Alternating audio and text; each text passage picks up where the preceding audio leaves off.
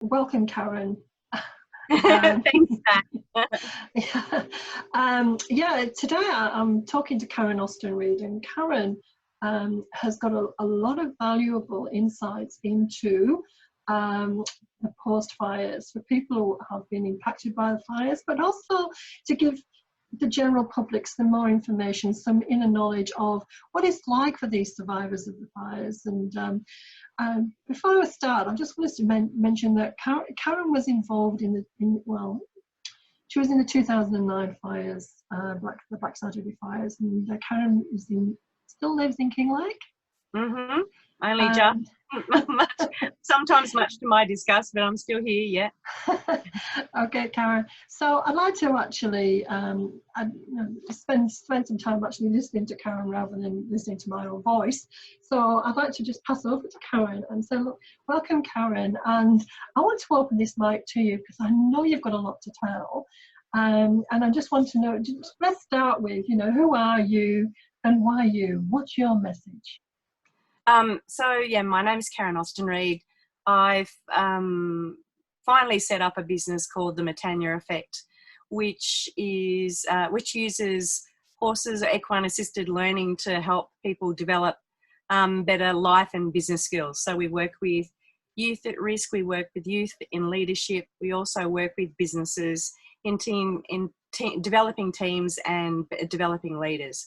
So it's primarily all of what used to be called soft skills, which are essential skills that can help you tool up or armor up for whatever gets thrown at you. So it's a brilliant analogy to developing resilience in both individuals and teams and groups. So, but what got me into that, ironically, was the 2009 Black Saturday fires. Prior to that, I've got a background in medical research, and I was also had my own small business up here teaching singing and performance.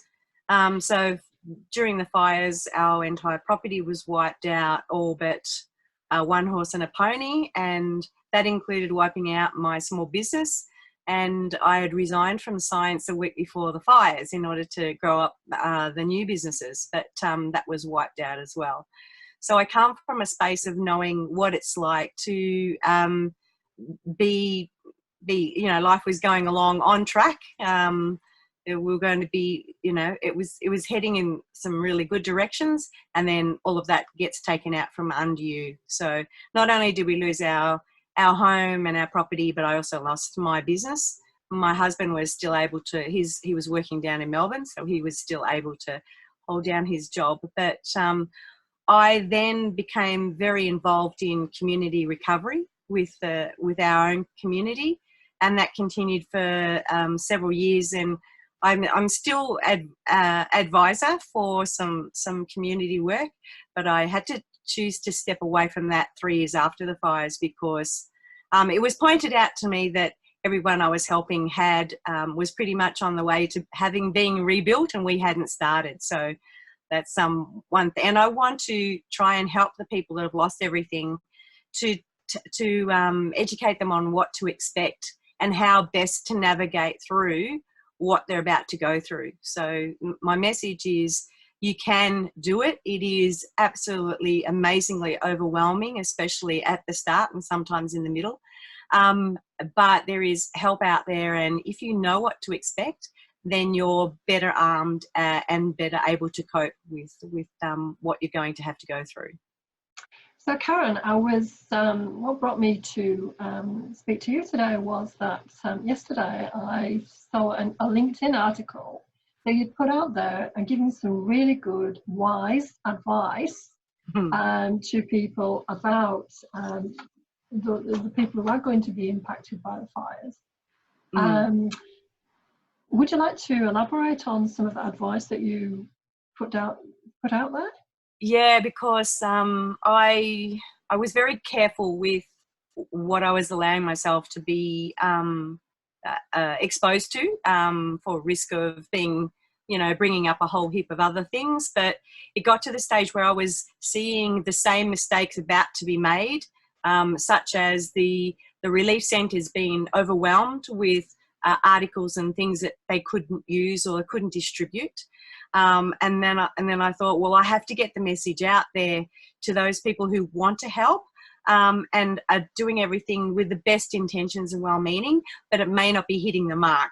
So that prompted me to start this article, which was originally going to be a couple of paragraphs and ended up being quite a long article. But I've been contacted by so many people, including yourself, since putting that out there, for advice and help, and it's just been amazing. So obviously the need is there, and people are eager to be educated in order to help the best, which is really, really encouraging for me. And if I can be a small part of that, then I'm really happy. And I'll also let the viewers know one of the organisations that I am still part of and is still active in the country today is the Firefoxes Australia, called not the Firefoxes, Firefoxes Australia.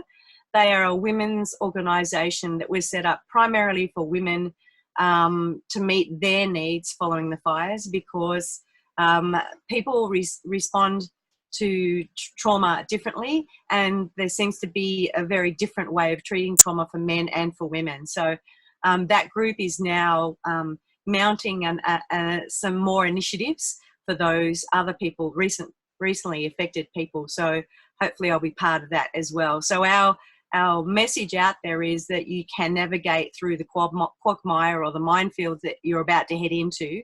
And there are plenty of out here to help. So if we can educate the people that are safe and want to do something, and we can help assist the people that have been through it with our advice to make it easier for everyone, then I think it's a win-win. Yeah, I totally agree. I sort of had a little bit of experience, not a lot, nothing really, but when it came to the post King Lake fire and coming into King Lake, and I found this was about 3 days after the event, first time people have been allowed in there. And I could see, you know, the confusion was starting to turn to anger. And in your article, you actually mentioned that there was a whole lot of feelings and emotions that people are going to go through before they can even think about coming out the other side. Yeah, absolutely. The mental state is one that happens, or the change in mental state happens immediately. It goes from shock. So that's when people are literally walking around, and I noticed it for at least the first 2 weeks. In fact, I noticed it that I was still in shock. I was kind of monitoring it, that I was still in shock 6 weeks later. So the shock is you are functioning, and you can function at a very high level, but you're numb. You can't feel much.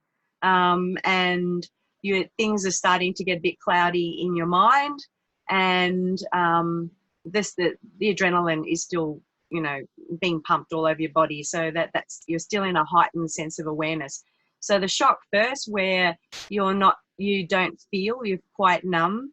And then when that starts to subside, a lot of people get very angry.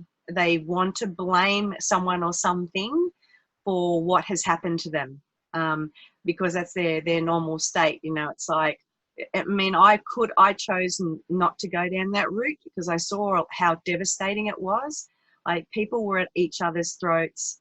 It started, you know, being evident in marriage disruptions and family arguments, and just people becoming super aggressive, rather than, and that is a normal state or process that some people go through.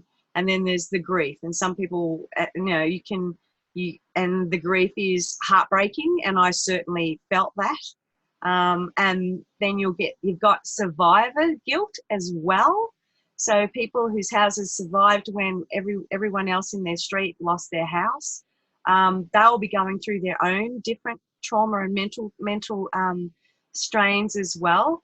So, and as a consequence, people have very unique ways of responding. So each individual, if you've got a family, you've got a mum and dad, or 2 mums or 2 dads, it doesn't matter. The 2 parents will have a different way of responding to their trauma, and the children will also have a different way of responding. And if the family doesn't realize that it is just that person's response, that's when things start getting, very, very rocky and a very terrible place. So the first thing I would say is, yeah, people are going to be angry. They're going to be accusations flying everywhere. And that is just their response. It's not necessarily a rational way of thinking. It is simply their emotions overtaking their thought processes. And it's expressed either violently or aggressively, or emotionally, as in tears, and it can go anywhere, really. And the children are very confused. So another problem with the children, especially the young children in primary school, is in Australia, we seem to protect the children and not talk about death or loss very much. So they're not exposed to it very often. They may occasionally have a grandparent that passes away, but it's very different to losing friends or family or things. And so they will be going through their own kind of discovery of grief and then having to deal with it as well. And they see their parents possibly arguing and fighting, and children can come to very, very unusual conclusions, like, it's my fault, I should have done more, or it's my fault, my parents are fighting, or it's a terrible situation where I'm living in, but I'm scared that the fire's going to come back and hurt me. So it's a mental minefield out there. And so the first thing I would advise people to do is look for personality changes in your immediate family. It will happen. My partner, and I know he doesn't mind me talking about this because he's over it. He is the most placid, docile person you could ever imagine. Excuse me. And all of a sudden, he was snapping at me, like, quite verbally aggressively. And anytime I would say a statement, it didn't matter what it was, he would argue with me and say the opposite, to the point where I was scared to say a word. So needless to say, the conversation wasn't great.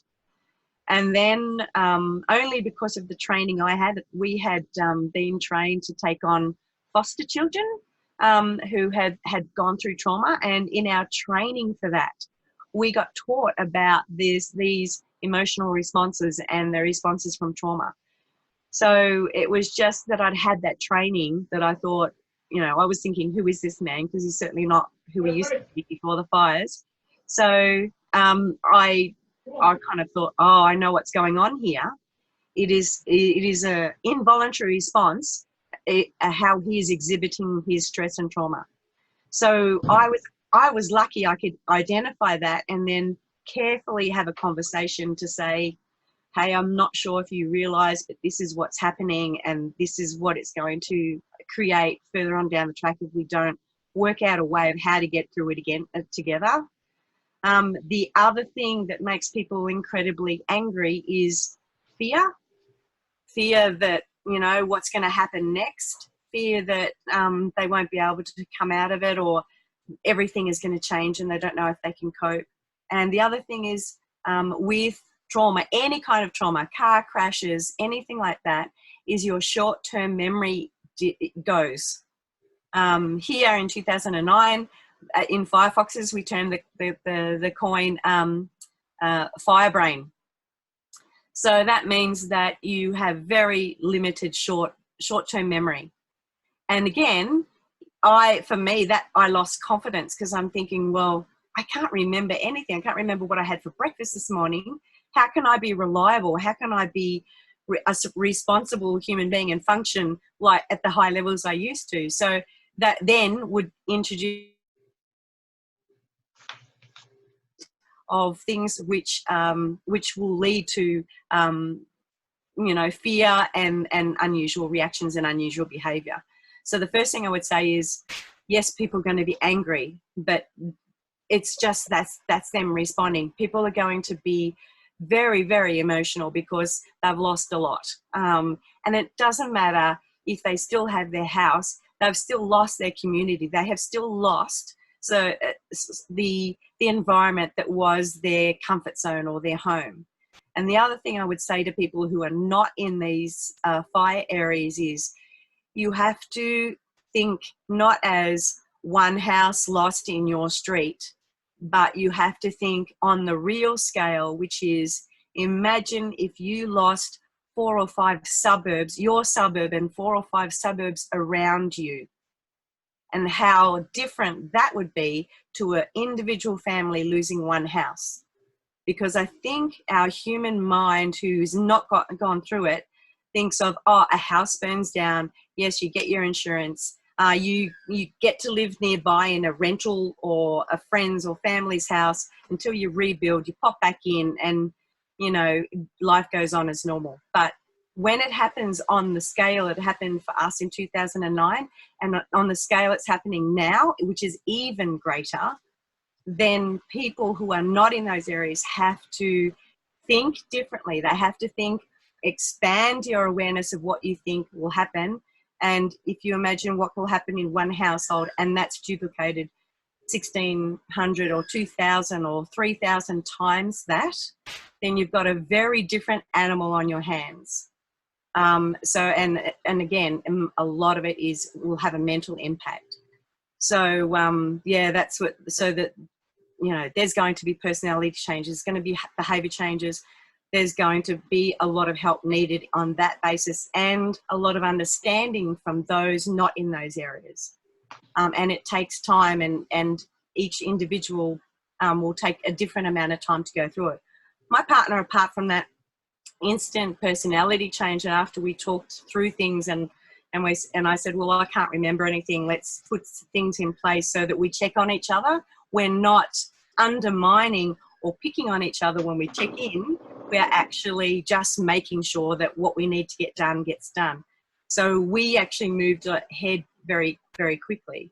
But he actually had his breakdown, if you like, only a couple of years ago, when he just completely went really quiet and talked less than he even did before, and wasn't telling me what was going on or anything like that. So that was only a couple of years ago. So that was seven years after the event.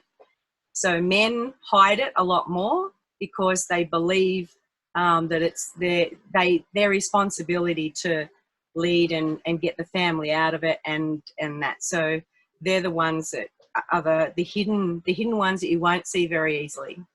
Now that's interesting, Karen, because I was of the understanding that I did see the women get into gear and start organising community in the emergency situation, more so than the men did. And I was of the understanding, and I began to see it, that women were starting to, they were very strong in the early stages, but it was only after, 18 months, 2 years, and then they would have that breakdown. But you're saying to me, actually, the men, it could take even longer. Is that what you're saying? Yeah, absolutely. And like, there is no general algorithm to work out what percentage of that is going to happen, because some men, it was obvious that they weren't functioning very early on, and they might have turned to alcohol or smoking excessively, or kind of using some other form of avoidance, but there were a lot of marriage breakdowns, and so I would attribute that to the individuals not understanding what was going on between each other, and each of them having a different response and not being able to identify that, and that's just what it was, and getting together to work it on out, because if you had any kind of little minor thing, it will often blow up into a big thing and become a major argument or discussion or problem. So it can happen at any time. It happens women early or later again, but the women seem to talk about it more, and work together as a tribe. And it's I reckon it's even goes back to the caveman days, where the women, the men were the hunter and the women were the gatherers and the cookers and the keeping the campfires burning and all of those things. Whether that's true or not, I don't know. But Firefoxes was a classic example, that the men were busy. So the men kept busy doing stuff. If you are busy doing stuff, you don't have time to stop and think and take account or reflect. And some people use that as a procrastination thing, so they don't have their breakdown. I didn't have my breakdown till 3 years later when I stepped back from all the voluntary work I was doing. I was like, powering through all of these things. My mind was working at a fairly high rate. When I stepped out of that role, at night time or whatever, that's when I couldn't remember anything. So some people use it as a form of procrastination, and that's what happened to me, and that's what happens with a lot of men. They keep busy so they don't have to think about the reality. And the flashback, and I saw the flashback in your article, which reminded me is what I noticed at the time was those generators. That was the men were fixated on we need a generator. Yeah. And then the article you talked about the truckload of generators that got stolen. Is that right? Yeah. And it's like as if the event isn't bad enough, and you have the lowest of the low coming into the environment, and this is already happening that I've heard kind of whispers about that, but the police are onto it a lot more and a lot quicker than they were here. So yes, I'll explain that story. So you don't have power after fire takes everything out. Most of the power lines are down, etc. If you had a generator, which we did have before the fires, it got taken out with the rest of the property.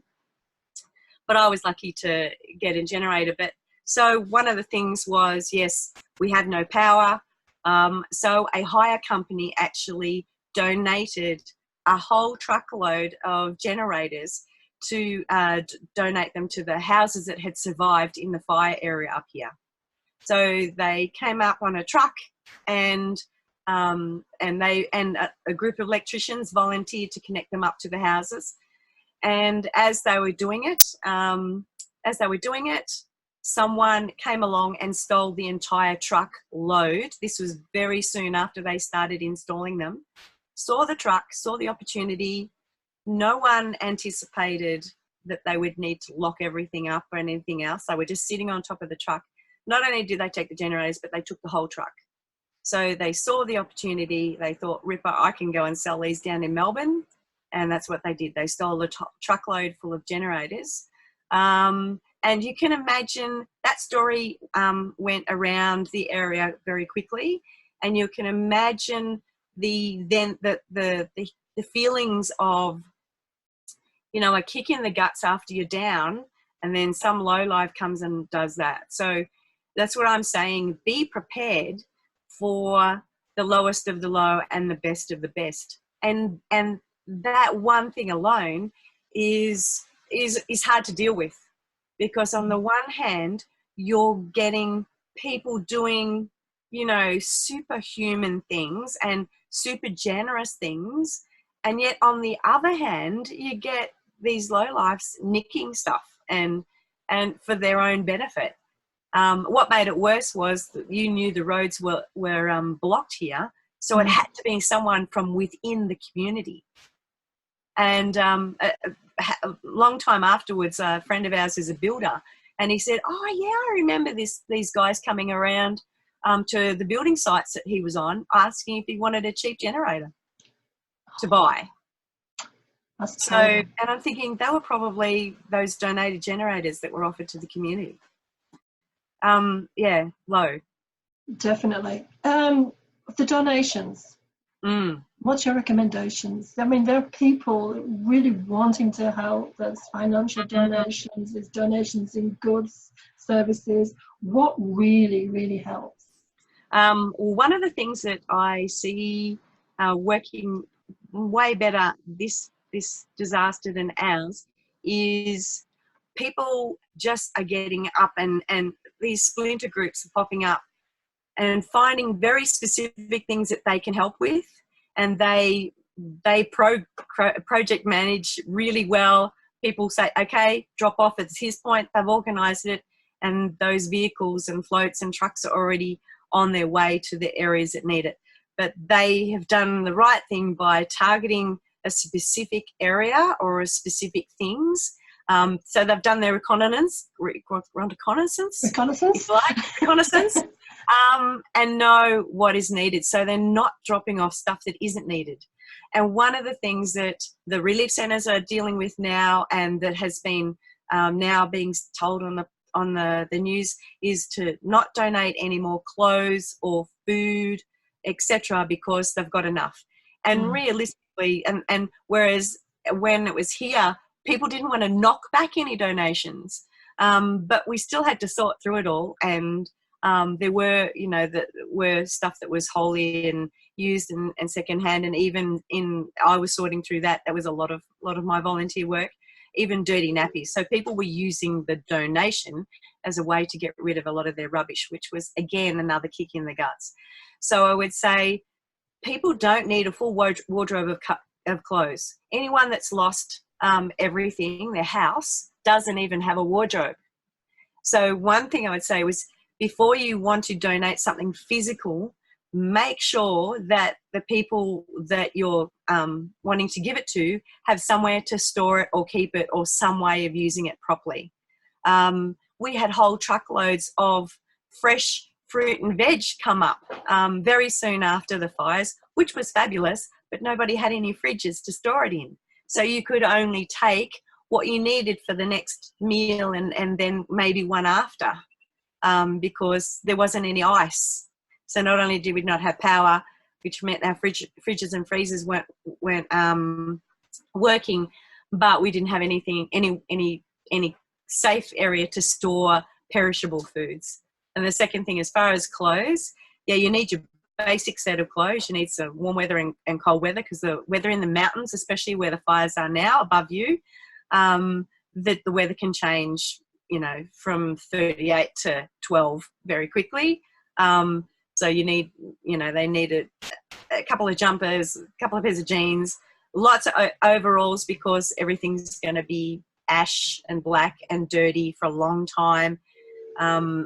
Sure, keep something nice for later on.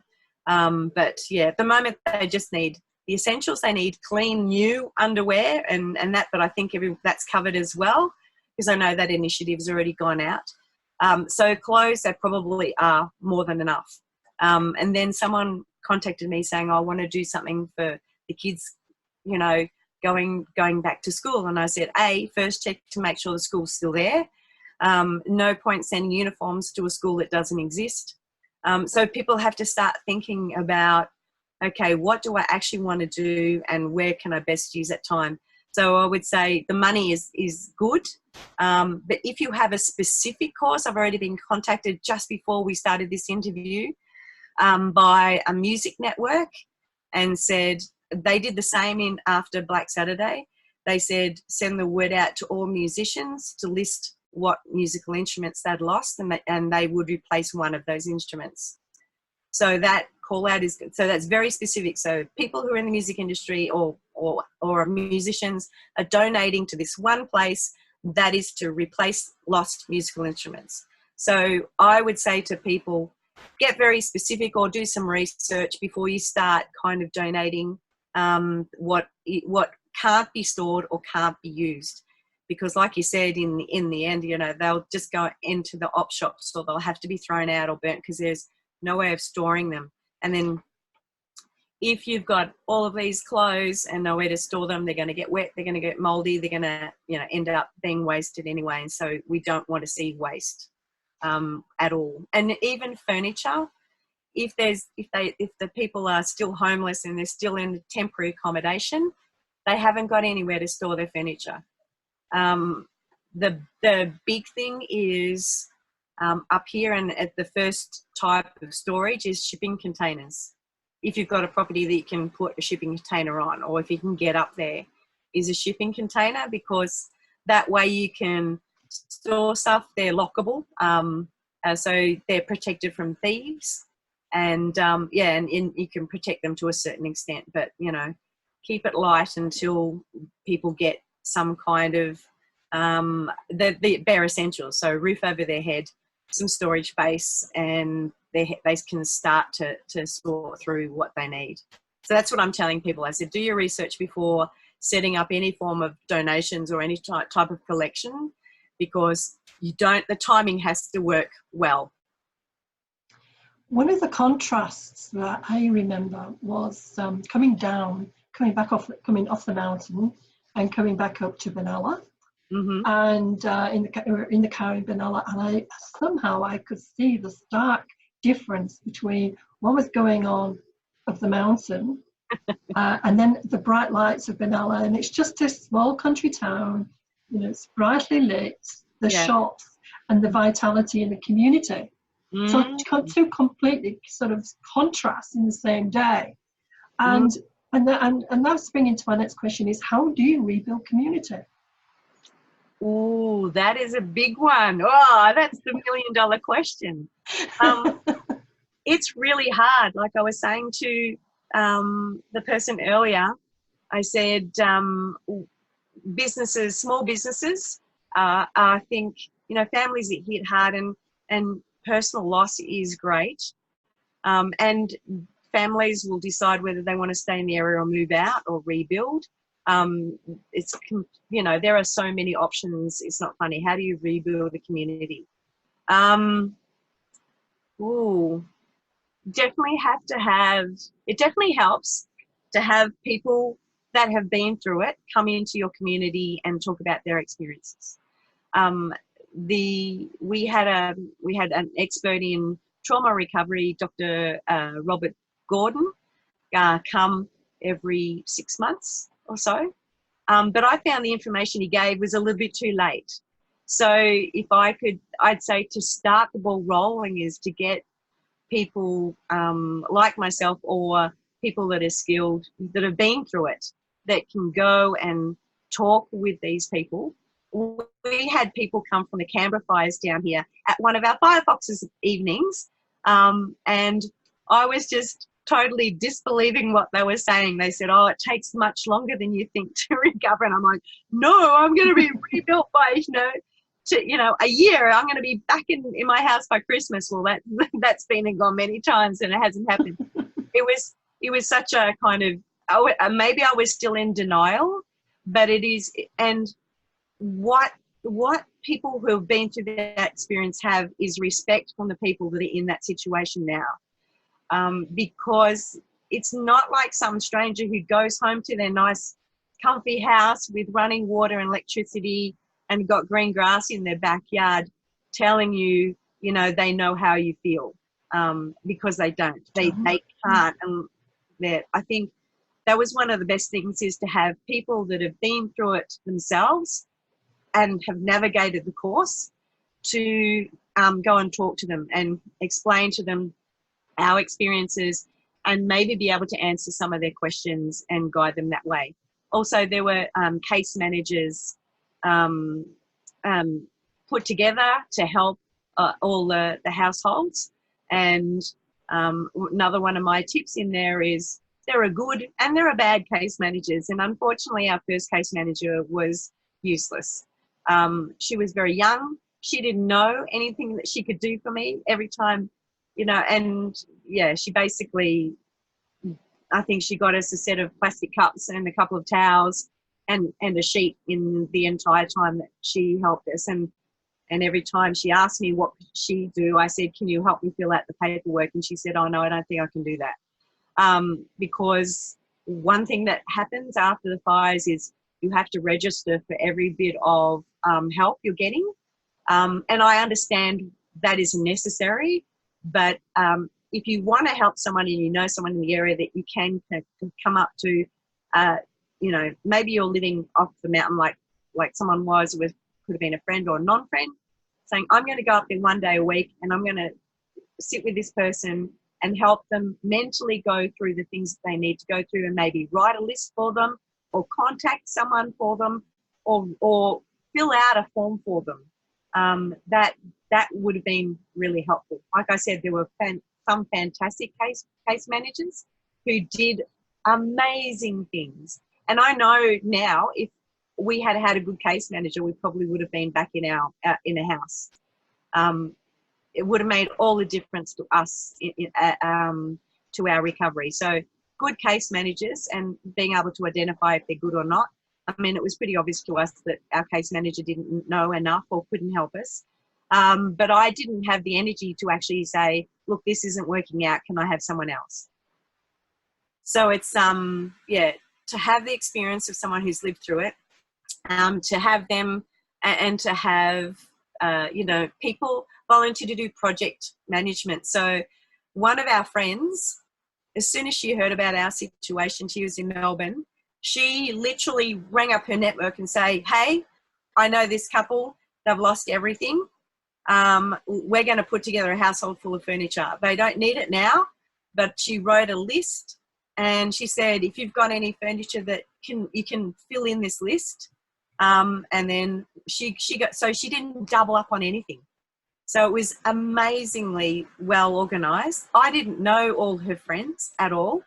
But when we were ready to rent an apartment, we had all the furniture basically ready. So we just had to organise a small furniture truck and to go around and collect it all. But we had it collected and delivered on the one day. So that was a massive amount of help.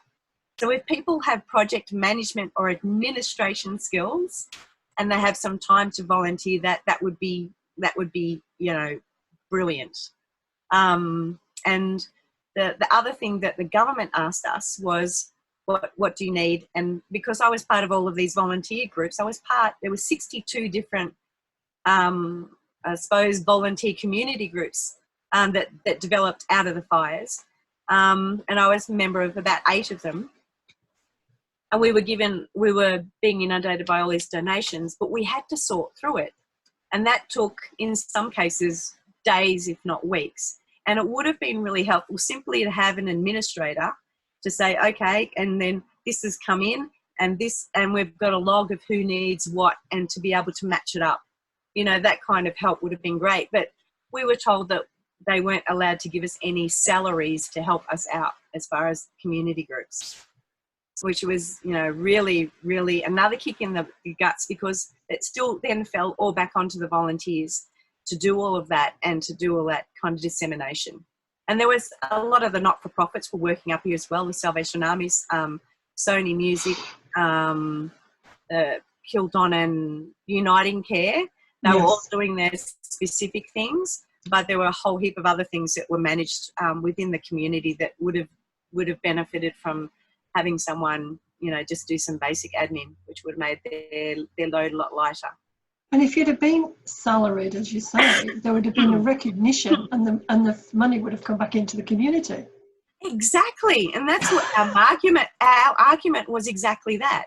At the end of, so I was doing a lot of volunteer work in community recovery for 3 years until my husband said, you haven't had enough time to help us to get us started on our rebuild. And now all the people that you've been helping are, either rebuilt or almost there, and we haven't even started. And I had to, the hard truth was I had to step back out of that because I hadn't earned any salary in those 3 years neither. And things after a big fire like this the prices will go up. Like farm fencing, and this is people, and it's just supply and demand working. Farm fencing, for example, went up from $8 a linear metre before the fires, to 48 hours after the fires. I priced it again at $24 per linear metre because they knew that it was an essential product that had to be done, and it had to be done straight away after the fires to allow for any surviving stock to be contained and to be looked after. So, those things, they take out of your insurance money. So instead of being able to pay for someone to build all our fences, we had to only use that money to buy the materials and do it ourselves. So all of those things play into the holistic impact of a major disaster like this. And yet being able to pay within the community would have been an economic benefit. That's exactly right. If they had been able to salary those people doing those jobs, then I think that would have helped our recovery at least 5 times faster. And because some people were employed, some men were employed if they had their white ticket for the machinery. So there were lots of roadworks, there were lots of chainsaws and tree clearing and all of that heavy machinery work. There was some employment for locals to do that. But there wasn't much else for the average person. There wasn't anything. And even our supermarket, who opened their doors straight after the fires and said, we haven't got any, refrigeration, so please take it and eat it straight away. And that this is the other thing with donations. If there are businesses in the town that are still functioning, you can help them out by giving them the money that you would have given for goods to go voluntarily into thing. Give them the money to give their meat out to people. So it's a win-win. So their business stays, the people get what they want for free, and everyone benefits. Those things weren't in place. So in Kinglake, we didn't have many businesses. If you had a small business like I did, which was dependent on the population, you basically had no income because, we went from 4,500 people to 800 straight after the fires. So if you relied on the local population and 3/4 of it is gone, there isn't much of a business. The ones that are left don't have any money, or they're traumatised, or they may temporarily have to go off town. There's just nothing. So I can see small businesses get very heavily impacted after a disaster. And yeah, if you could bring in money to pay people that are capable of working within the town to help their own community, that would really speed up the recovery. Yes, the other thing I remember afterwards was the businesses that were having to restructure themselves, but they'd actually also had to update their technology skills.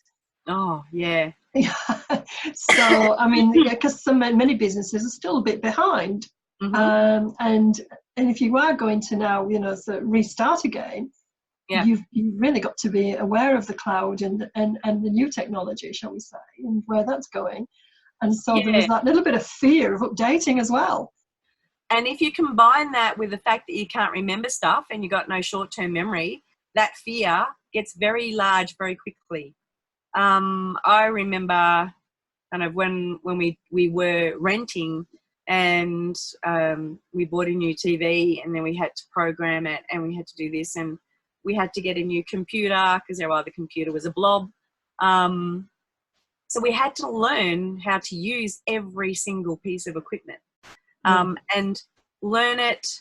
So imagine wiping out every form of technology in your house and then replacing it with something that is really new and probably has a lot more bells and whistles than your old one ever did.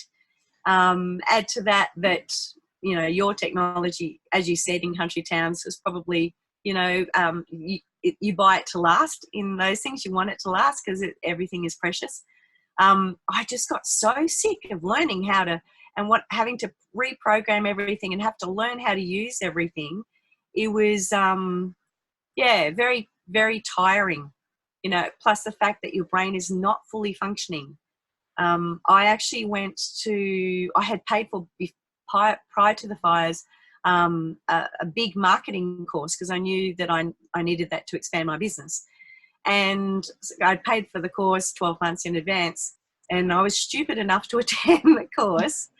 And it was like I was stepping into Mars. I did not understand the language from welcome, glad you've come, blah, blah, blah. And then everything else is just a blur. And at the time, it made my self-esteem go even lower. It made me feel even less confident. It really shattered what little dignity and confidence I had in myself. So it was not the smartest thing to do. So if anyone's thinking about doing that, just take your time and make sure that your brain is functioning before you start doing it, because it'll just put you backwards and not forwards. The recovery for me was one step forward, two steps back all the time for the reasons why I did things too early. I didn't have great support from the case manager and a number of things. But the thing I did have was the pre-education about trauma, and that played majorly into our stability and our recovery. And also I had developed very quickly a really good instant support group around me. So I had 3 people in the area that if I just kind of lost the plot or I felt completely useless or worse, I could call them and they would be on my doorstep in 5 minutes. I think that is going to be one of the most critical things for mental health in the recovery. They need to have, 1 or 2 friends they know that they can call, and that friend will just come and listen and maybe give them a glimpse of hope and or distract them enough to get them out of that point of danger. Okay, so you've just mentioned critically there that one of the top recommendations you would give to anybody coming out of this kind of situation, well, not coming out, going through this situation, is that to have a really strong support group that you can to work with and to bounce off. Yes. What are other 2 top recommendations that you would give? Okay, so that would be 1, get that small support group. They need to be logistically quite close as well. So it could be someone just out of the area, or it could be someone, most people will be dislocated or moved. So if they can find someone close to where they are physically is a very important thing in that part. The other thing is it would be that education piece, get advice from people that have been there, done that. Get the good caseworker. And my other piece of advice, which is that nearly everything is negotiable. For example, your buildings, there might be something that is left that you really cherish. Like we had our chimney left over from the building. A lot of chimneys would be left over. And the council just put out a broad notice that any building or part thereof had to be demolished. So there were a number of people I knew who had mud brick houses, and the mud brick walls were actually pretty good, but they just got them knocked down. And I thought, no, I looked at this because I had a little bit of experience from building. I thought, no, this chimney is really rock solid. So all I did was ring up the council and say, hey, we've got this chimney. It's got extra wings. It's really, really stable. I don't think it needs to be knocked down. What do I need to do? And that simple phone call, he said, yeah, that's fine. All you do is get a structural engineer in to certify it's fine and send the certificate to us. But I think I'm probably the only person that did that in our area. I think everyone just took the notice and, thought, no, I have to get rid of it to start again, and just went through the process. And if there's any process that doesn't make sense to them, and some things won't ever make sense because the building industry, don't get me started on the building industry in the physical rebuild,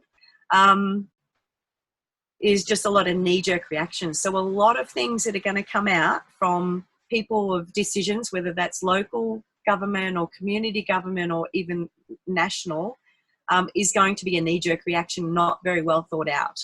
And then they'll put that into place and people will have to follow those rules. But I know that, and we had trouble with our planning permit to get that.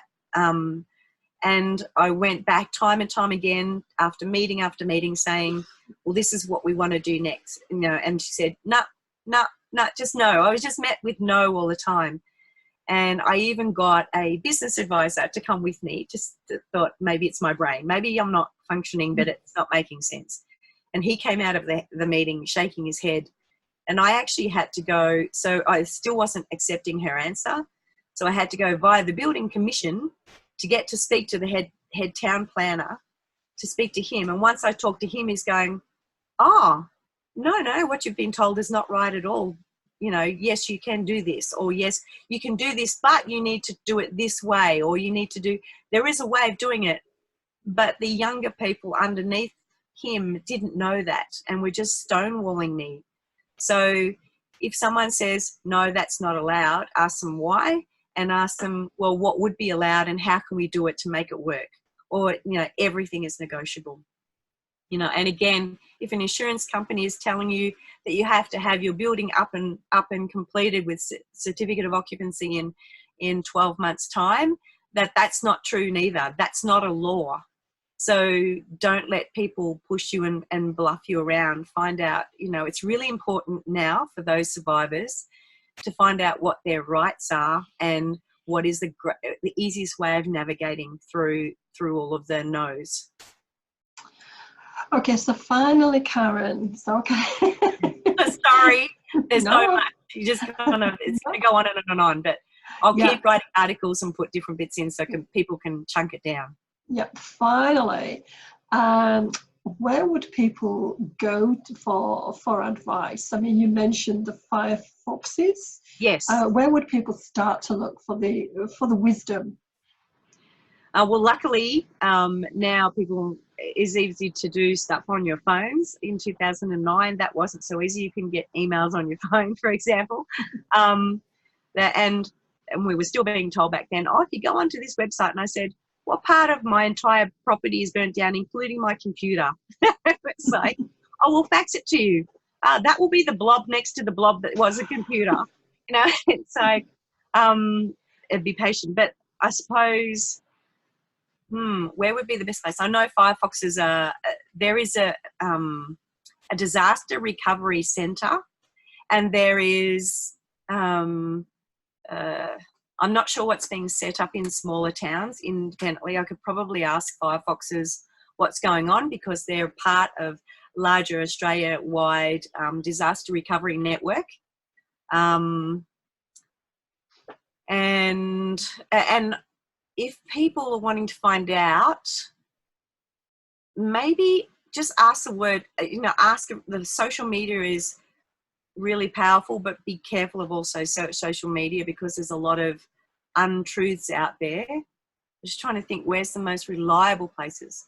Definitely Firefoxes Australia is a reputable website to go onto, and they will have links there to different things. Salvation Army are very good. So again, I would probably still redirect them through to not-for-profits because they at least have to be, they're legitimate and they have to have a degree of transparency. But the take home is help someone do the research or do the research with someone else, or send out, hey, I want to find an expert on such and such. However, in doing that, I will caution you because we got our second dodgy builder was recommended by someone that we didn't really know. So only take recommendations and referrals by people you know and trust. Our second builder was as dodgy as they come, and he was recommended by someone who we didn't really know. We bought some materials from, and that was it. It's like, because at the time we didn't know any builders. So if you don't know anyone in the industry that you can trust, definitely find out what your neighbor, if you trust your neighbors and you get on well with them, find out what other people are experiencing. And the biggest thing is to talk in a community thing and get as much information as you can. I'm not an expert on where's the best thing to find the most reputable. Unfortunately I can't, that's the only direction I can give you for that one, because they will be out there, but the Salvation Army, the Red Cross are excellent. Salvation Army were extremely good at having those arms being, of advice there. They were really good. So I'm hearing from you that I think there's three key areas. One is, as you mentioned, the Salvation Army. The other one is Firefoxes Australia, and I strongly recommend that people do refer, because that is the wisdom of people who've already been through the situation. And the third is, how do people follow you, Karen? I'm on LinkedIn under Karen Ostenried. So please connect to me via LinkedIn. I'm also on Facebook, and my business is on Facebook as well. Ironically, my business came out of the fires. So, and it is something that I'm very passionate about because it helps a lot of people. I was in medical research, and I think the primary driver for that is I wanted to help people and make them better. I've now moved from that into this the new skills building, and because I know it can impact a lot of people and make a difference in a lot of people's lives. So definitely contact me via LinkedIn. So my surname is Ostenried, Karen. So my surname is quite unique. I think I'm the only Ostenried besides my brother and mother in Australia. So if you make sure you put Osten, you should find the rest of it okay. Not the English way, Pat, not the Austenried. No. Because that's what normally people. So definitely contact me via LinkedIn or Facebook, or I said for people to contact me by phone, but I'm conscious that I have to keep going with our property here and make sure that it's fireproof for the fire season. And I'll be busy doing some other things, but definitely via the World Wide Web or the internet. LinkedIn is the best one, or Facebook. Yep. Yes, definitely try and get the answers. Yeah, and you'll probably see me if people do get firefoxes into their areas. I may be one of the speakers or one of the referrers onto that. So I hope I've helped. I know I've talked a lot about very little, but hopefully I've hit a few, sparked a few ideas but don't do what I did, and I didn't ask for as much help as what I needed early on. I was like the invincible. I was head down and bum up, and I can do this by myself, and I pay the price quite dearly for it. So get over your pride. Yes, everyone wants to go on, but accept the help and ask for it, because spreading the load makes it easier for everyone, and you'll have a better outcome. Thank you, Karen. That was really useful information. Thanks, Pat. Cheers.